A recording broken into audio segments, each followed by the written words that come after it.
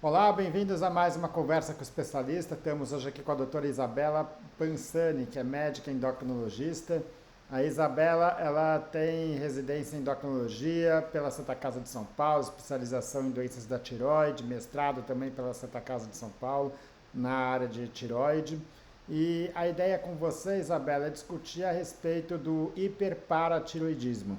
Então, primeiramente, bem-vinda e obrigado pela sua disponibilidade aqui. Maravilha. Obrigada, João, pelo convite, pela oportunidade hoje de estar conversando um pouquinho com vocês a respeito das paratireoides. E vamos lá para as perguntas, né? Que bom. Bom, então para começar, queria que você me falasse, a gente fala muito da tiroide, né? A paratiroide acaba sendo muito menos falado a respeito, né? Então, o que é a paratiroide e qual é a função dos hormônios paratiroidianos? Perfeito. Então, apesar do nome ser muito parecido, a função das paratireoides difere completamente da função tiroidiana, né? O nome, na verdade, vem da localização, porque, de fato, a tireoide está localizada aqui no pescoço, né? Nessa região embaixo da cartilagem cricoide, nos homens é mais visível, que é o gogó, e acima da fúrcula. E atrás dela tem 4 glândulas, normalmente são em número de 4, mas isso pode ter uma variação anatômica dependendo do paciente, chega a 6 ou enfim, às vezes tem menos, que são glândulas muito pequenininhas, assim, do tamanho de um grãozinho de arroz, e que são as paratireoides. E aí, elas têm a função de regular o cálcio do organismo. Então, elas vão produzir um hormônio, que é o PTH, ou paratormônio, e esse hormônio vai regular o cálcio através do metabolismo, com relação ao metabolismo ósseo e também em outros órgãos do nosso organismo, né? Intestino, rim, coração, né? Até mesmo os músculos, né? Que têm função alterada de acordo com o cálcio. Legal. Bom, quando a gente fala em cálcio, a primeira coisa que vem na cabeça de qualquer pessoa é sobre ossos e dentes, né? E faz um sentido isso, pensando que 99% do cálcio que a gente tem no organismo está nos ossos e nos dentes, especialmente nos ossos, né? Perfeito. Mas o cálcio ele tem outras funções que vão além disso. Que funções são essas? Perfeito. Então, além dos ossos e dos dentes, que de fato ele participa de uma função importante, né? Ele é fundamental para o funcionamento dos músculos, né? Inclusive do coração, porque aí ele vai participar das transmissões dos impulsos nervosos, da coagulação do sangue também, e também participa na regulação de alguns hormônios, né? Então, muito mais do que o metabolismo ósseo, a gente tem que ter um sistema de controle do cálcio muito refinado, porque eventualmente uma alteração, né, dos níveis de cálcio no sangue pode dar contrações musculares, né, tetanias, né, ou também parestesias, né, formigamentos. Pode ter arritmias, né, aquele alargamento do intervalo QT, que seria um tipo de arritmia, pode ser uma arritmia secundária, um distúrbio do cálcio. Então, a gente tem que pensar que vai muito além dos ossos e dos dentes. Ótimo. Bom, e aí esse próximo ponto, que é o que você já começou a falar um pouquinho, mas as consequências clínicas de um hiperparatiroidismo. Então, basicamente, ela vai levar a um aumento nos níveis de cálcio no sangue, né? Uhum. E que consequências que isso vai ter do ponto de vista clínico ou de complicações até com risco, algum risco para o paciente. Perfeito. Então, esse excesso de PTH, que é o paratormônio no sangue, leva a um consequente aumento do cálcio, né? E aí, esse aumento do cálcio secundário ao aumento do PTH é o que a gente chama de hiperparatiroidismo primário. E esse excesso de cálcio na circulação, com relação ao osso, pode levar a um enfraquecimento ósseo. Por mais que isso possa ser, né, contraditório, né, esse excesso de cálcio poderia levar a uma osteoporose, inclusive com uma osteoporose com maior risco de fraturas. E aí a gente conversa também que seria uma osteoporose um pouco diferente daquela mais comum, que é a osteoporose pós-menopausa. Então, ela é mais frequente, a osteoporose pós-menopausa costuma acometer mais ossos de coluna e também bacia, né? E aqui, fêmur também. E aí, aqui é muito comum a osteoporose no rádio distal, que é esse ossinho que a gente tem aqui no punho. Então, é um tipo de fratura, essa fratura é de punho, né? Uma fratura que pode acometer os pacientes com hiperparatiroidismo. Esse excesso de cálcio também aumenta o risco de nefrolitíase, que são as pedras nos rins, né? Porque vai ter também uma eliminação aumentada de cálcio na urina, isso pode predispor à formação dos cálculos renais.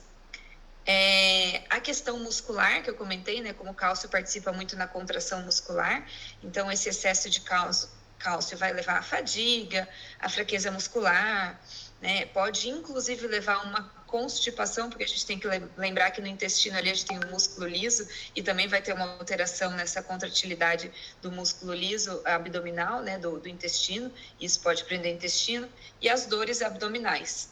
E também existem alguns estudos, é um pouquinho mais difícil a explicar a correlação, mas pode ter alterações de humor, né, alguns casos de deficiências, dificuldades cognitivas, que também poderiam ser secundários a esses distúrbios de cálcio. Mas a gente tem que lembrar que hoje em dia, esse aumento de cálcio, até por ser muito frequente os exames de rotina, né? Os pacientes fazerem check-up assintomáticos, às vezes a gente vai identificar um cálcio alto no sangue e o paciente não tem nada, né? Não está sentindo nada, está assintomático. Então, muitas vezes, não vai ter sintoma nenhum. Vai ser um caso assintomático mesmo. Ótimo. Você falou da osteoporose, que é talvez um dos maiores problemas, né, do hiperparatiroidismo. Normalmente você faz o diagnóstico da osteoporose por meio de uma densitometria óssea, que é feita medindo a densidade óssea no quadril e na coluna, né? E pelo que você disse, no caso do hiperparatiroidismo, isso é um padrão diferente, né, de osteoporose. Esses exames de rotina que são feitos para osteoporose, que é aquela osteoporose comum da menopausa ou da pessoa mais senil, eles servem também para diagnosticar a osteoporose no paciente com hiperparatiroidismo? O exame, que é a densitometria óssea, seria o mesmo, né? Também é feito no mesmo aparelho, nos mesmos locais de realizar a densitometria óssea comum. E a gente não deixa de investigar a coluna e o fêmur, né? O colo de fêmur e o fêmur total, quando a gente está investigando também uma osteoporose secundária ao hiperparatiroidismo. Mas a gente tem que lembrar de acrescentar a investigação do rádio distal. Porque, às vezes, eu tenho uma osteoporose em rádio distal e eu não vou ter nos outros sítios. Então, se eu for fazer uma densitometria óssea comum só de fêmur e de coluna, eu posso perder esse diagnóstico de osteoporose, né? Então, por isso que é importante lembrar que se for uma investigação de osteoporose nesse paciente com hiperparatiroidismo, sempre lembrar que a gente tem que investigar também o rádio distal. Legal. Bom, quando a gente fala em fraturas osteoporóticas, a gente fala muito em fraturas de coluna, fraturas de quadril e também a fratura de punho é uma delas, né? A fratura de platô tibial e algumas outras fraturas também, né? A fratura de punho é uma das mais comuns, né? Especialmente em idosos por conta de osteoporose, né? Eu queria ter uma ideia de você, assim, de quanto comum que é o hiperparatiroidismo, né? Quanto dessas fraturas, de fato, são relacionadas à osteoporose, como outras relacionadas à atividade senil, e quanto que disso é, de fato, um problema de hiperparatiroidismo. Bom, então, o hiperparatiroidismo é uma doença dos idosos. Então, em sua grande maioria, são mulheres na sua, pelo menos, quinta, sexta década de vida, mais comum ainda na sétima década de vida. Então, acaba coincidindo muito com a mesma população dos idosos que, às vezes, vão ter uma fratura por fragilidade, por senilidade, né? O hiperparatiroidismo, ele é uma doença comum, mas ainda é mais comum a fratura por senilidade. Então, claro, eu acho que se tiver uma fratura de punho, faz parte da investigação desse paciente um perfil de cálcio para a gente entender se ele vai ter algum distúrbio de cálcio como um hiperparatiroidismo associado. Mas nem sempre toda fratura de punho seria por causa de um hiperpara, né? Porque ainda assim, a fratura por senilidade seria mais comum do que uma fratura de punho por hiperpara. Legal.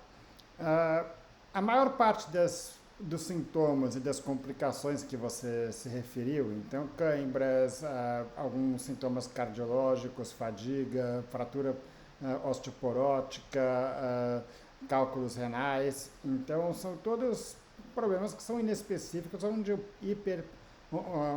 problemas da paratireoide não são talvez a primeira causa, né, desses problemas. Então, quando que você desconfia de fato do hiperparo? Quando que é indicado a investigação dos hormônios paratireoidianos? Porque não é um exame que muitas vezes dosado na rotina, né? De fato, o PTH não é um hormônio que a gente dosa de rotina, né?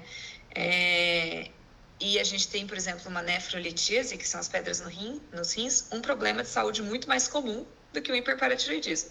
Então, muitas vezes o paciente vai ter uma nefrolitíase, umas pedras nos rins, e não vai ter um hiperpara, né? Agora, eu acho que se for um paciente que nunca teve uma nefrolitíase na vida, tá ali naquela faixa etária do acometimento do hiperparatireoidismo, um grupo ali um pouquinho mais idoso, pelo menos acima dos 50 anos, né? Ou tiver algum outro comemorativo junto, já tem uma fraqueza muscular, pode ter algum quadro de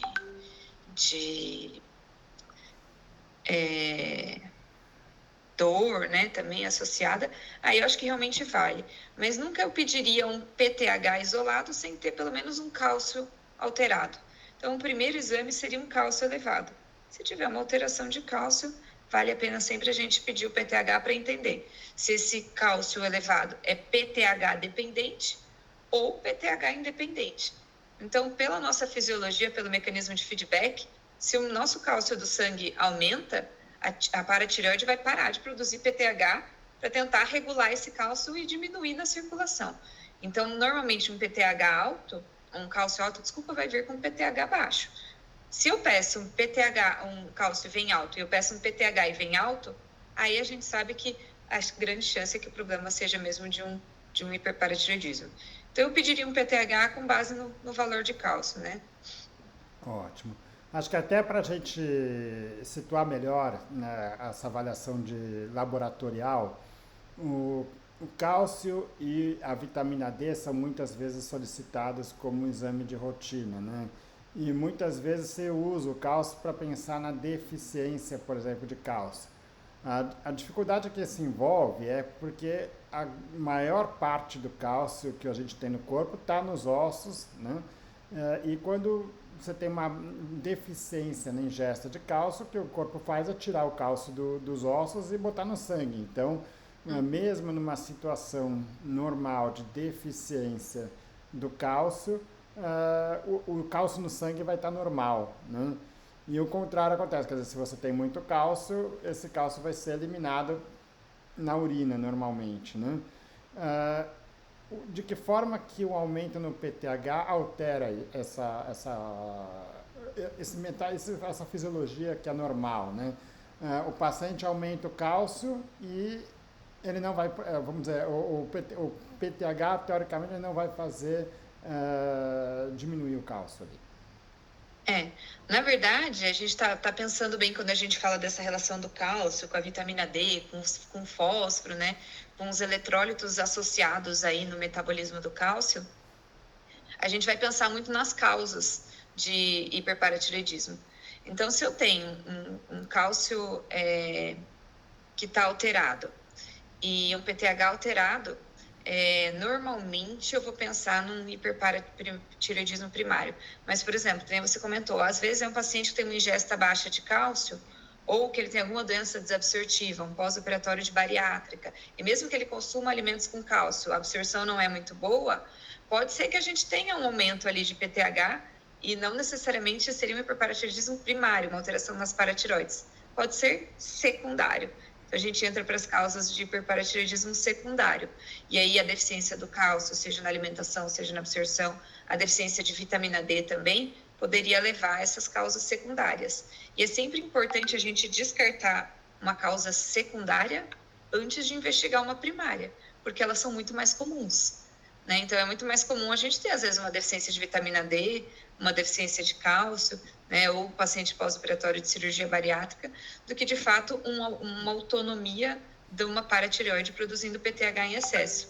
Então, às vezes, em um primeiro momento, um PTH elevado, se a gente identificar uma vitamina D baixa, por exemplo, vale a pena eu suplementar ali por 3 meses, normalizar esses níveis de vitamina D, deixar eles acima de 30 e reavaliar o perfil dos exames desse paciente. E, eventualmente, esse perfil pode ser que normalize. E aí eu não precisaria, por exemplo, seguir para uma cirurgia de paratireoide. Então, sempre descartar as causas secundárias antes é muito importante. E a gente tem que lembrar também do fósforo, né? Que tem essa questão, né, da alteração de fósforo. E muitas vezes a gente pode ter isso até um pouquinho mais no hipoparatiroidismo, né? Mas a gente pode ter o duplo produto cálcio-fósforo alterado, levando a calcificações, né, no nosso organismo. Então, o controle de fósforo também é importante durante um acompanhamento de um paciente com distúrbio de paratiroide. Ótimo. Bom, só para acho que tentar esclarecer, ajudar isso aí, no fundo, quando você fala de um problema secundário, né, um hiperparatiroidismo secundário, a gente está falando de uma situação em que a paratiroide é completamente normal, mas ela está tentando compensar um problema que está em outro local do corpo, em outra situação, né? E aí por isso que você fala que não tem indicação de cirurgia, porque no fundo o problema não é a paratiroide está só respondendo a um problema em algum outro lugar do corpo, né? Agora, fora essas causas secundárias, a gente tem as causas primárias, que é o hiperpara verdadeiro, aquele problema onde de fato o problema está na glândula paratiroide, né? Quais são as principais causas que vão levar a esse hiperparatiroidismo primário? Perfeito.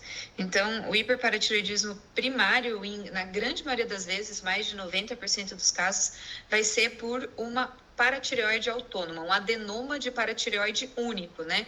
Uma das paratireoides foi lá e ganhou autonomia em produção de PTH. E esses casos geralmente são isolados, né? Então, a pessoa foi lá, foi a única pessoa da família que teve, não tem outros casos familiares, né? Então, esse é o mais comum.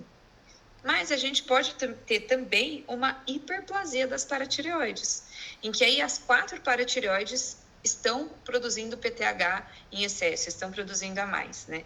E essa hiperplasia, ela é mais incomum, e aí ela está muito mais associada a alguns casos familiares dentro de uma síndrome de alterações endócrinas, que é a neoplasia endócrina múltipla.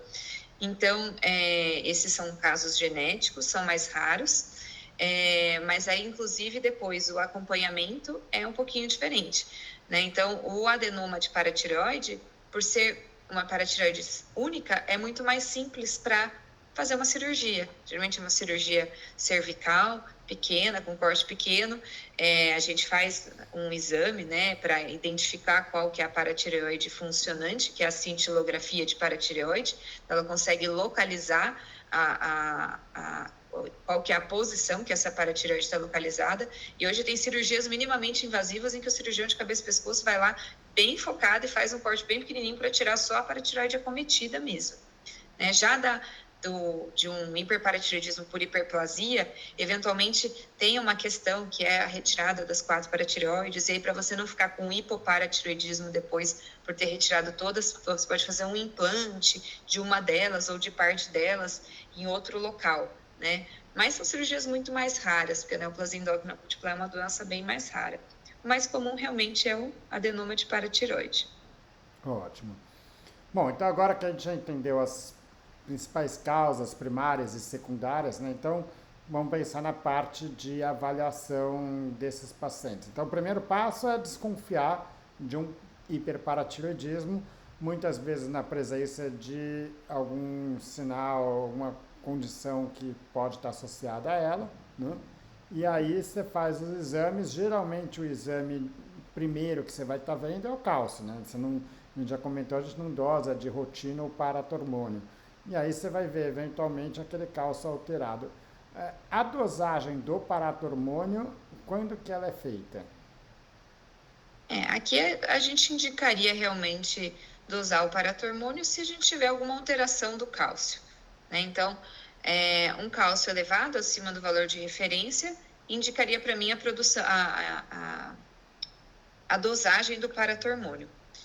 Hoje em dia, apesar de não ser indicado, né, a dosagem do paratormônio de rotina, a gente tem pessoas que solicitam, né, e acabam fazendo na rotina, e a gente pode, inclusive, identificar um hiperparatiroidismo normocalcêmico, que seria como se fosse uma fase inicial ali do hiperparatiroidismo, em que já os níveis de cálcio já aumentaram, já começaram a aumentar, os níveis de PTH, desculpa, já começaram a aumentar, mas estão conseguindo compensar ali ainda os valores de cálcio. Então, seria uma fase inicial.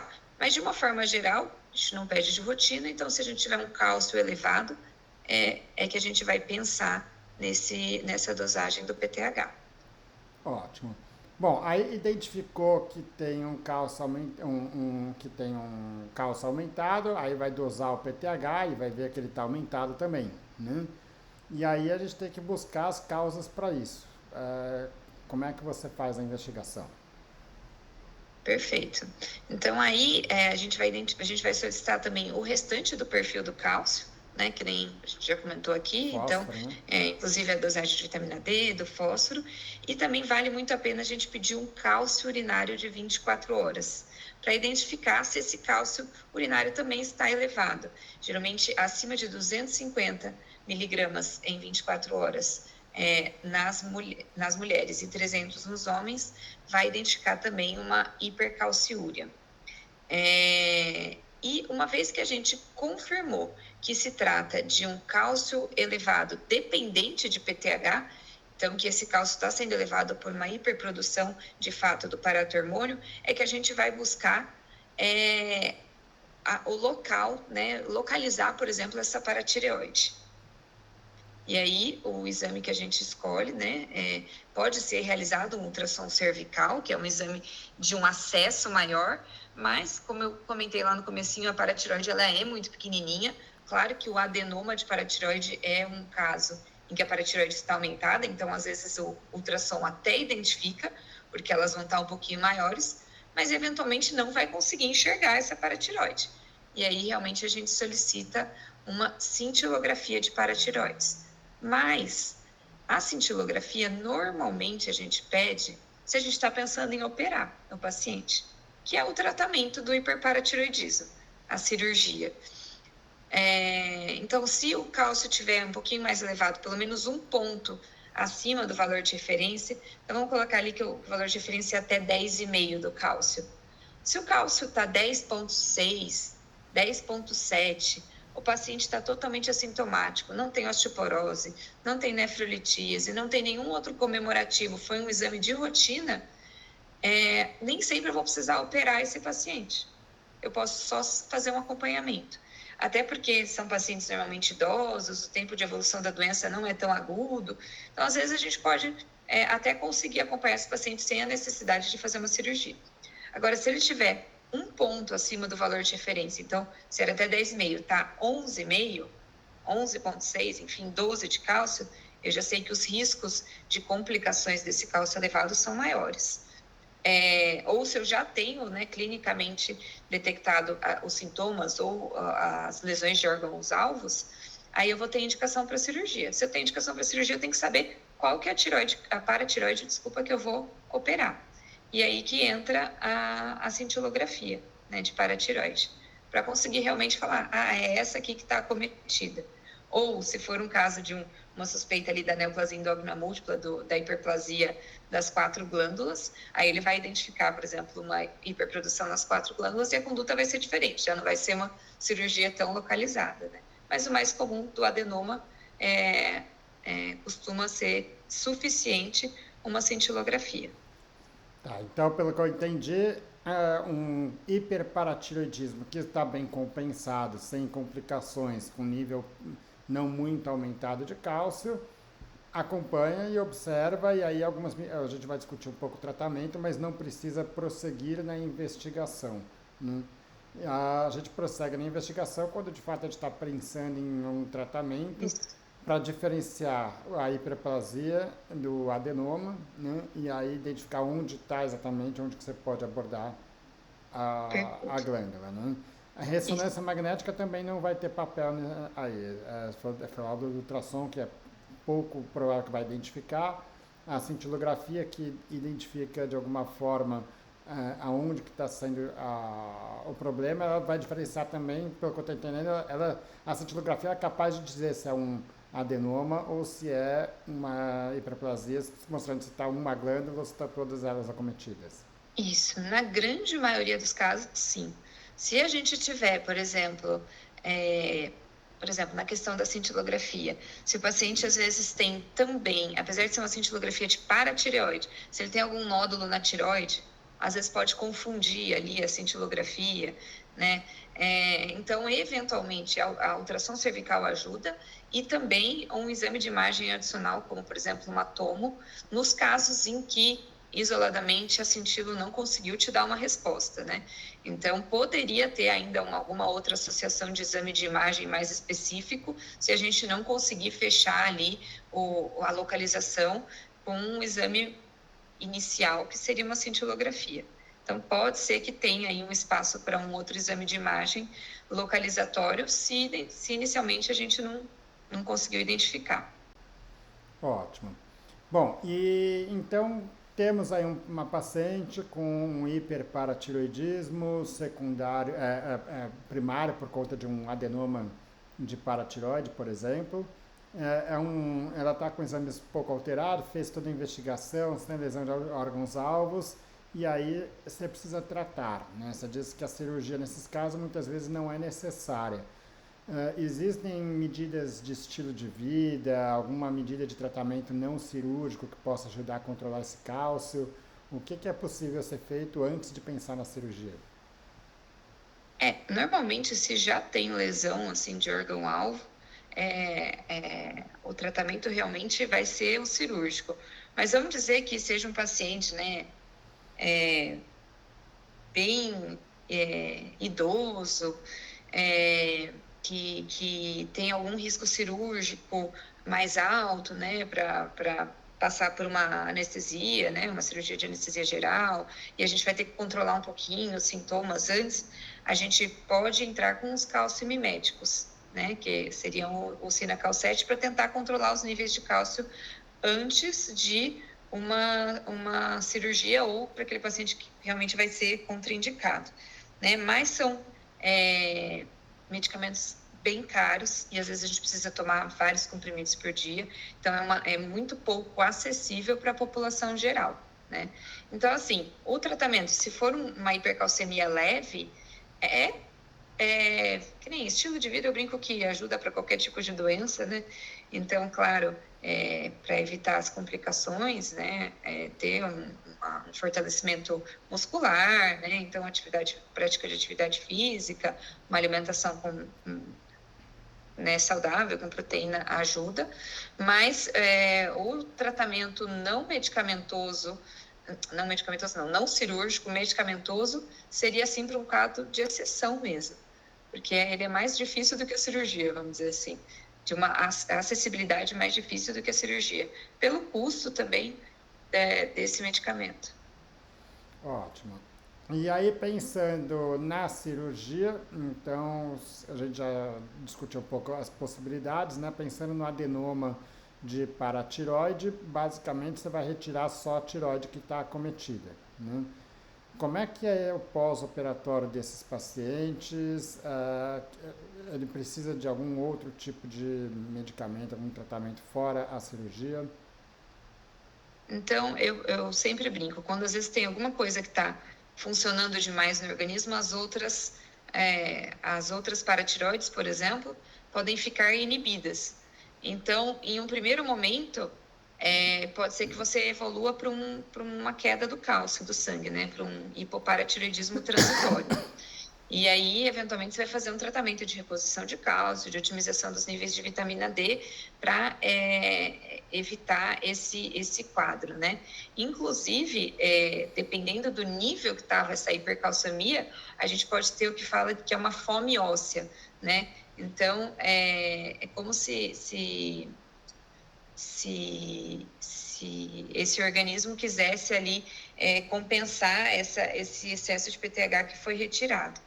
Agora, em termos de pós-operatório, é uma cirurgia simples, né, rápida ali, de 1 hora, vai depender um pouquinho da mão do cirurgião, da experiência do cirurgião, mas é uma cirurgia rápida, e normalmente o pós-operatório internado costuma ser 24, 48 horas, e aí depois é um paciente que tem alta e consegue fazer o acompanhamento a domicílio mesmo, não precisa ter uma internação prolongada.